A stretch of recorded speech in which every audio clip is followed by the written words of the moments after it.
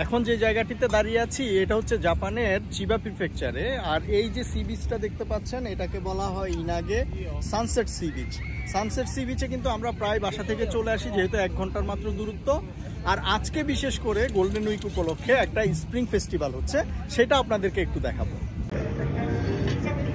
Tokyo থেকে মাত্র 1 ঘন্টার দূরত্বে যেই সি বিচটি রয়েছে সেটি হচ্ছে ইনাগে সানসেট সি বিচ। আমরা কিছুদিন পরপরই এখানে চলে আসি রিল্যাক্স করতে। আজকেও একেবারেই কোনো আয়োজন ছাড়াই আমরা এই দিকটাতে চলে এসেছি। এসে দেখছি যে এখানে বড় একটা স্প্রিং ফেস্টিভ্যাল হচ্ছে।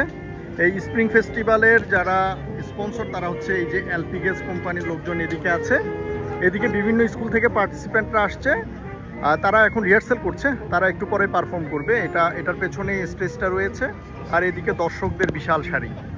এদিকটাতে হচ্ছে মূল প্রোগ্রামের যে স্টেজটি সাজানো হয়েছে সেটি, আর এই সামনেই দর্শকদের জন্য চেয়ার টেবিল এবং মাটিতে বসার ব্যবস্থা করা হয়েছে। সাধারণত এই জায়গাগুলোতে মানুষ এসে বারবিকিউ করে এবং এখানে রিল্যাক্স করে, এখানে বিছানা বিছিয়ে শুয়ে থাকে।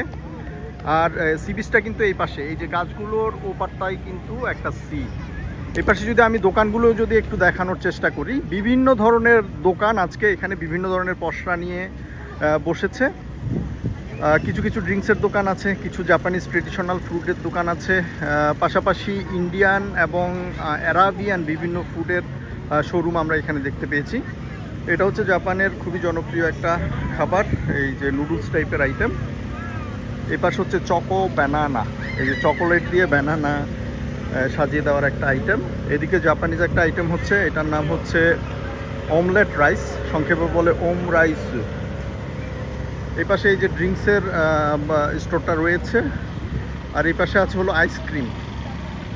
এই যে আইসক্রিম বিক্রি হচ্ছে এখানে, আইসক্রিমের জন্য বিশাল লাইন, যেহেতু ঠান্ডা শেষ হয়ে গিয়ে একটু একটু গরম পড়া শুরু হয়েছে। এই দিকটাতে এইভাবে আছে। এই যে অনেকেই তাদের পোষা প্রাণী কুকুরগুলোকে নিয়ে এখানে বেড়াতে এসেছেন।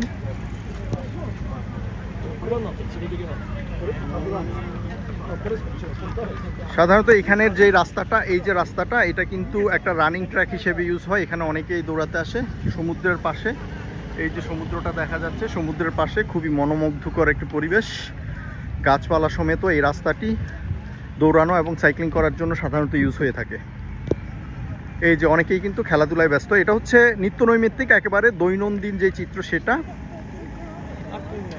আর এপাশে যে জনসংখ্যা দেখা যাচ্ছে, বিশাল জনসমাগম। এটা হচ্ছে আজকে যেহেতু এখানে একটা মাতসুরি বা ফেস্টিভ্যাল হচ্ছে, স্প্রিং ফেস্টিভ্যাল, সেটাতে জয়েন করতে এসেছে।